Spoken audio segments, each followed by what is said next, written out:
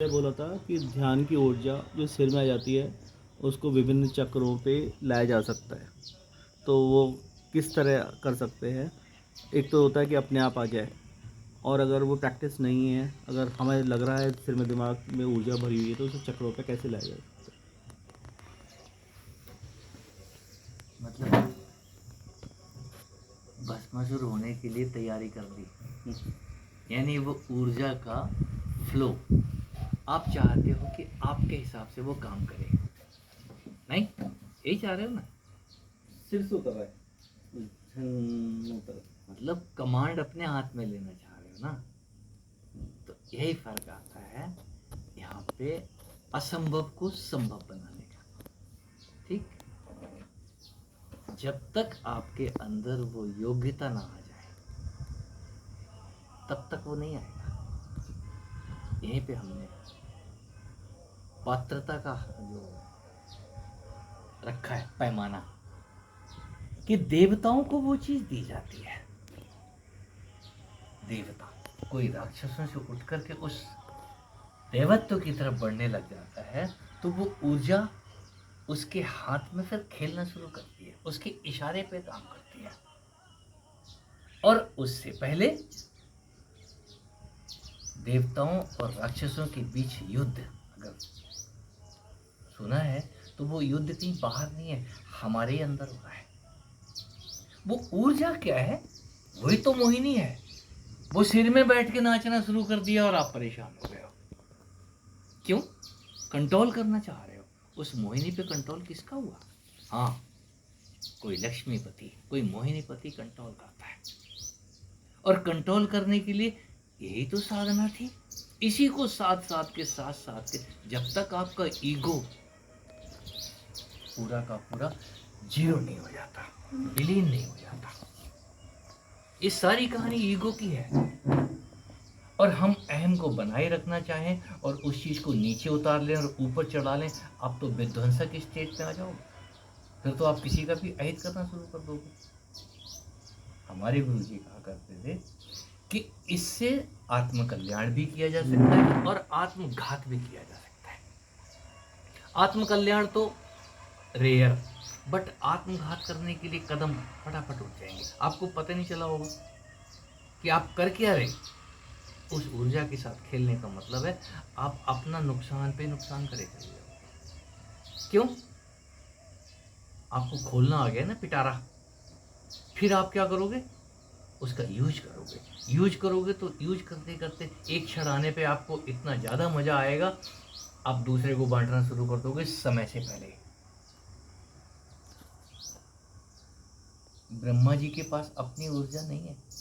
ब्रह्मा जी किसी की ऊर्जा से ले जाओ, वरदान दे रहे हैं। ये कहानियां हैं, इन कहानियों पर सच्चाई तभी पता चलती है कि ब्रह्मा जी तुम्हारी ही वो स्टेट है जिसमें तुम्हारे को देना आ गया, दे दिया। दे दिया है तो वरदान ले नहीं सकते आप वापस। कोई उपाय नहीं है वापस लेने का। और नतीजा क्या होता है? ब्रह्मा जी ने वरदान दिया, शंकर जी ने वरदान दिया, और भुगत रहे हैं फिर बात बोलते हैं। भस्मासुर और क्या कर रहा है? ये स्टेट हमारी ही है। जब हमें उस चीज का उपयोग और दुरुपयोग समझ ना आए, तो हम उस चीज का करेंगे क्या? आपने सिर पे चली जो भी एनर्जी आपकी डांसिंग मोड में आ रही है, आपको आनंद दे रही है, और आप उस आनंद से इतने परेशान होने लग गए हो कि यार अब ये नीचे आ जाए, क्योंकि आपको और कोई काम भी दिखाई दे रहा है उस टाइम पे कि यार ये नीचे आए तो फिर मैं अपने काम पे लगूं जा करके। वाह! इसका मतलब जब मर्जी आए उस लक्ष्मी को नचाओगे और जब मर्जी आए उसको उठा के पिटरे में पिटाने में बंद कर दोगे। ऐसा संभव नहीं है। और यदि संभव हो भी जाता है, एक आध दो एक बार को ऐसा हो भी जाता है, तो उससे तुम्हारा फायदा तो होने से नुकसान होता जाएगा। अगली बार जिसको तुम नचाने जा रहे थे, वो तुम्हारे को उल्टा नचाना शुरू कर देगी। फिर क्या करोगे? फिर दुखी हो जाओगे? नहीं हो जाओगे? फिर अगला रास्ता पूछोगे, इस भस्मासुर को बस में कैसे करूं? हमारे ही हाथ में हमारी कमांड। छोटे बच्चे को जब हम दे देते हैं ना कोई जरूरत से ज्यादा अधिकार, तो वो क्या करता है? बिगड़ेगा? नहीं बिगड़ेगा? यहाँ भी वही हाल है। और जब कोई परिपक्व होने के बाद, हमने 3 स्टेटों में भगवान विष्णु की सबसे सुपर से सुपर स्टेज बनाई है। और यही वजह वो सोते रहते हैं। मुसीबत में ब्रह्मा जी फंस रहे हैं, मुसीबत में शंकर जी फंस रहे हैं, तो क्या करें? किसके पास जा रहे हैं भाग भाग के?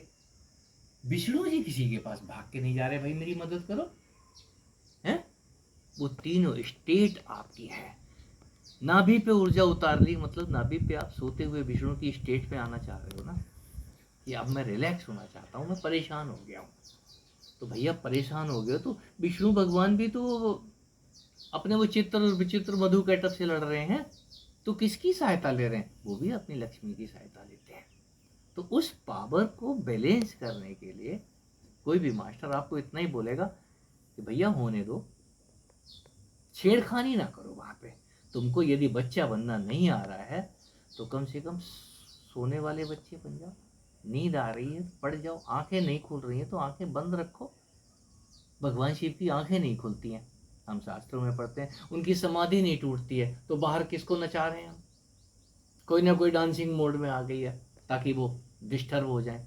तो वो डांसिंग मोड बाहर का नहीं, अंदर का है। आपके ही अंदर वो विचार नाचने शुरू हो जाएंगे, काम के, क्रोध के, कुछ ना कुछ ऐसा प्रकट हो जाएगा और आपको विध्वंस करने के लिए वो शिव जी का तीसरा नेत्र खोलने वाली। ये कहानियां बहुत डीप थी, हमने उनको कहानियों में ले लिया और बड़े चटकारे लेकर के सुनाते हैं।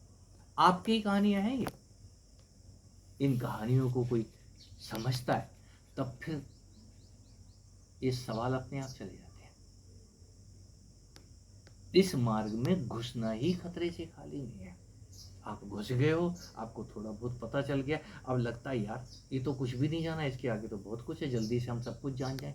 सब कुछ जानने के लिए हम बड़ी आतुरता है, और इसको अगर जान भी गए हो, थोड़ा सा अगर ऊर्जा को जान गए हो, पहचानना आपको आ गया है, जब फ्लो आपका नीचे से कब उठ करके आपके हेड तक पहुंच गया, पूरी फ्लोइंग शुरू हो गई, वहां से लग रहा है जैसे जटाएं ऐसी खुल गई हैं और बहे चला जा रहा है पूरा सिस्टम, और बड़ी मस्ती है।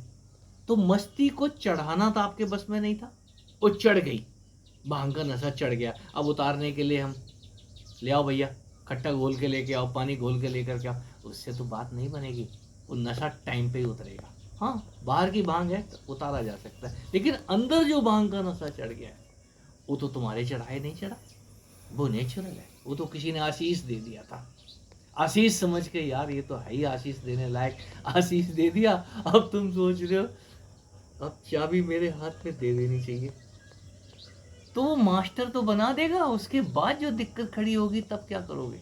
फिर किसी अस्पताल में इलाज नहीं है, फिर कोई दवाई काम नहीं करती है। एक ही उपाय है, शांति से जीना नहीं आया है तो भैया चद्दर ओढ़ो। कौन सी वाली चद्दर? भगवा कलर, जिसको हमने कहा है ये आग का कलर, ये चिता का कलर, इसीलिए पहना दिया था। जिस दिन अशांत हो जाओ ये चादर ओढ़ के बैठ जाना। क्यों? जब मुर्दा मर जाता है ना तो उसके ऊपर या तो व्हाइट चादर होती है, व्हाइट चादर के बाद लाल चादर कोई नहीं डालता, किस लिए? वो आग ऑलरेडी वो रेड कलर देने वाली है, वो जब जलेगी ना तो पूरा लाल ही लाल कर देगी वहाँ पे।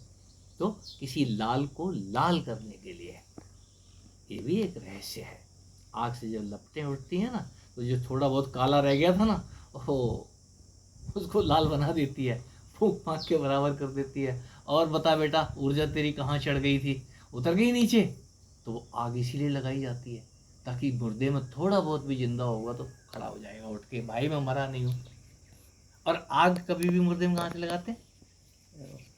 पैरों से, ताकि सिर में थोड़ा बहुत भी बचा हुआ है वो उठने के लिए तैयार हो जाए कि भाई मत लगाओ, मैं जिंदा हूँ करके। नहीं तो सिर में नहीं आग लगाते उसके, हैं? सिर में तो घी डालते हैं कि खोपड़ी बचनी नहीं चाहिए, सब फूक जाए। जिसको चाहे जिंदगी में घी ना मिला हो, लेकिन मुर्दे के टाइम पे जब वो मरता है उसके मुंह में बोलते हैं घी शक्कर डालो इसके। क्यों भैया? वो कहानी घी शक्कर खिला नहीं रहे हो, वो खोपड़ी में कुछ बच ना जाए, कहीं आकर के ये कब्जा ना करने लग जाए, भैया मेरा बचा हुआ है यहाँ पे। हम पूरा मारते हैं उसको। कौन मारते हैं? जो मुर्दे हैं वो उस जिंदे को जला रहे हैं वहां पे। कोई योगी पहले ही निकल के बाहर खड़ा हो जाता है, फूको इसको सारे को, चलो मैं भी तुम्हारा सहयोग करता हूँ, हैं?